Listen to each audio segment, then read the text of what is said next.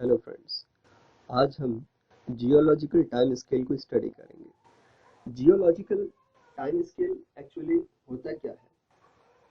तो अर्थ जब पहली बार बनी होगी आज से सो कॉल्ड 5 अरब साल पहले, यानी लगभग 500 मिलियन वर्ष पूर्व, तब से लेकर के अब तक जो भी पृथ्वी में घटनाएं एकत्र हुई हैं, कल्पित हुई हैं, means the chronological study of earth is known as geological time scale. अब इसको हम अपने सुविधानुसार different different eon, era, epoch, periods में बांट लेते हैं और फिर उसकी स्टडी करते हैं।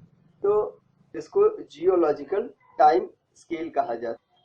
तो इसमें इयॉन यानी जियोलॉजिकल टाइम स्केल की जब स्टडी करते हैं तो इसमें जो इयॉन होता है, इयॉन सबसे बड़ी यूनिट मानी जाती है।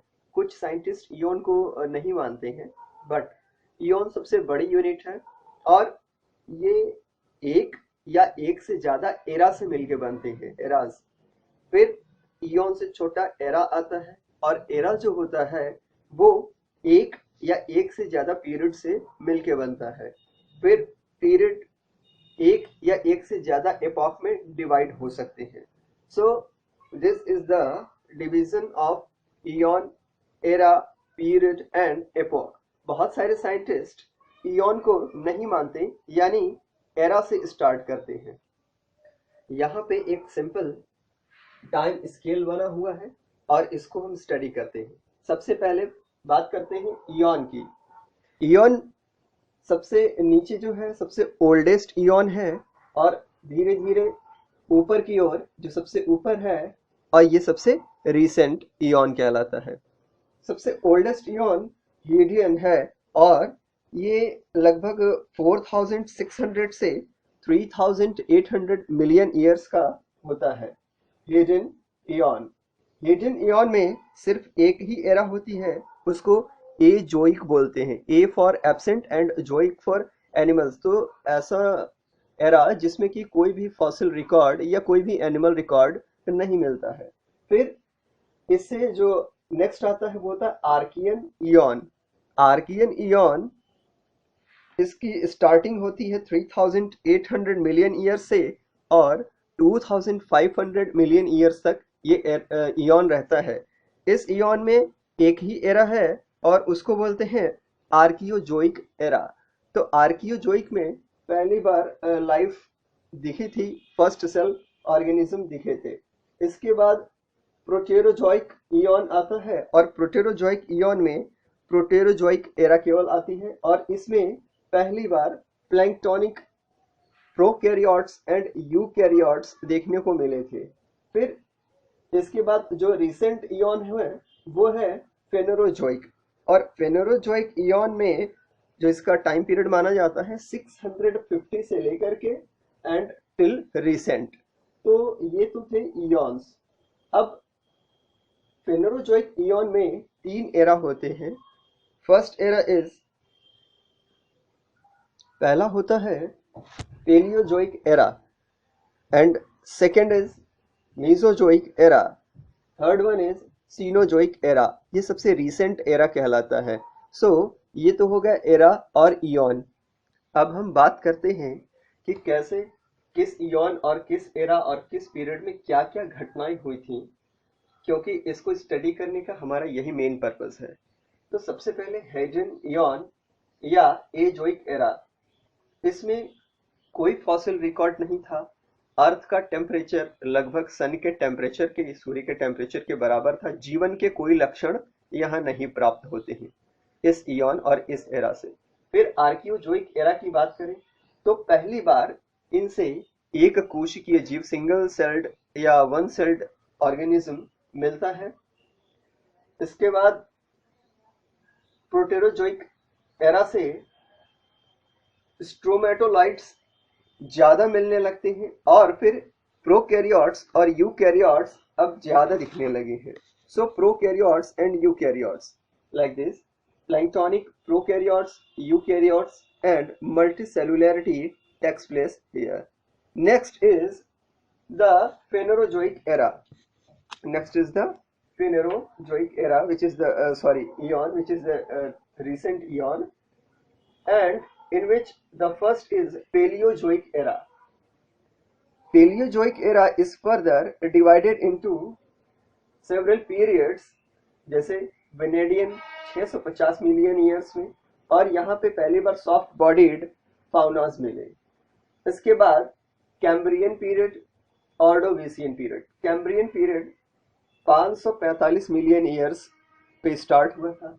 Ordovician 505 million years, 505 million years.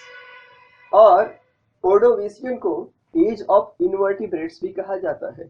Ordovician में ही पहली बार, ऑर्डोविसियन पीरियड में ही पहली बार लैंड प्लांट्स का कैरेक्टर, पहली बार इसके फॉसिल भी मिले थे। कैम्ब्रियन में ट्राइलोबाइट्स डोमिनेंट हो गए थे। फिर डिवोनियन की बात करें, सिलूरियन और डिवोनियन ऑर्डोविसियन के बाद आते हैं। तो Silurian 438, Silurian is 438 million years ago and Devonian is 410 million years ago. और यही वो पीरियड है जब फिशेस डोमिनेंट हो गई, and that's why it is known as age of fishes. इसी सिलूरियन पीरियड में पहला लैंड फॉसिल जो प्लांट का मिला है, first plant fossil which of land character, मतलब जो टेरेस्ट्रियल कैरेक्टर का था, पहली बार मिला है। फिर डिवोनियन में पहले एम्फीबियन की उत्पत्ति मानी जाती है, मीन्स फर्स्ट एम्फीबियन। इसके बाद स्टार्ट होता है मिसिसिपियन, जो कि 360 million years ago. Mississippian actually America में झीलों के नाम पे ये और उनके स्थानों पे नाम पे ये रखे गए हैं, मिसिसिपियन, पेंसिल्वेनियन। तो मिसिसिपियन और फिर पेंसिल्वेनियन 320 मिलियन ईयर्स, और इसको एज ऑफ एम्फीबियंस कहा जाता है। इसी दौर में पहली बार first reptiles and cockroaches also appear.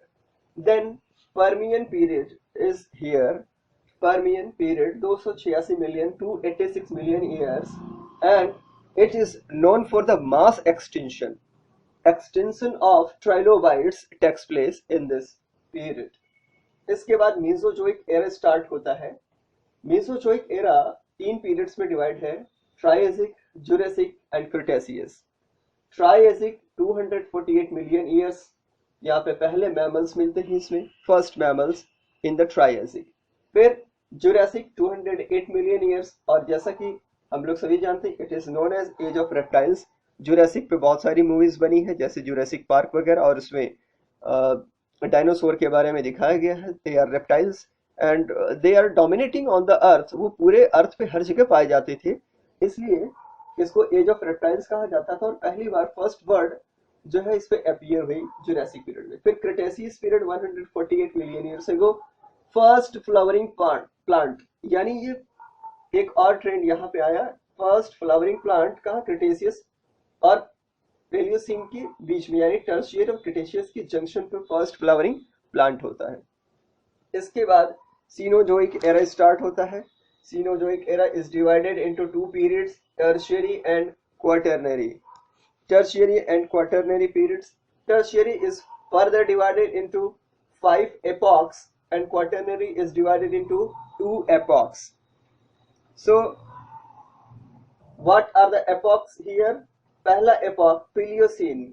Paleocene 65 million years ago, और यहाँ दूसरा mass extinction हुआ है। तो फर्स्ट mass extinction में ट्राइलोबाइट्स गए थे Permian period में, और दूसरा Paleocene एपॉक में एक्सटिंक्शन ऑफ डायनासोर। डायनासोर पूरी तरह से पृथ्वी से समाप्त हो गए थे, तो 2 बार मास एक्सटिंक्शन अब तक हो चुका है। इसके बाद इयोसीन स्टार्ट होता है 55 मिलियन ईयर्स एगो, और फिर ओलिगोसीन 33.7। ये एज ऑफ मैमल्स कहे जाते हैं। अब मैमल्स इन पृथ्वी पे छा गए हैं। फिर इसके बाद मियोसीन 23.8 एंड प्लियोसीन। प्लियोसीन और मियोसीन के जंक्शन पे अर्लीस्ट होमोनिड्स का साक्ष्य मिलता है। फिर क्वाटरनरी पीरियड में प्लीस्टोसीन आता है। Pleistocene 1.6 million years ago, and Holocene जो कि रीसेंट एपॉक है, होलोसीन बिल्कुल रीसेंट एपॉक है, और ये 0.01 मिलियन ईयर्स माना जाता है। और यहाँ पे अर्लीस्ट होमो सेपियंस के साक्ष्य मिलते हैं, यानी अब जो मानव प्रजाति है वो सबसे नई बनी हुई प्रजातियों में से एक है और इसका उत्पत्ति लगभग 1 लाख साल पहले या 0.01 मिलियन ईयर्स एगो हुआ है। तो ये तो था पूरा का पूरा geological time scale, and I hope this will help you. Thank you.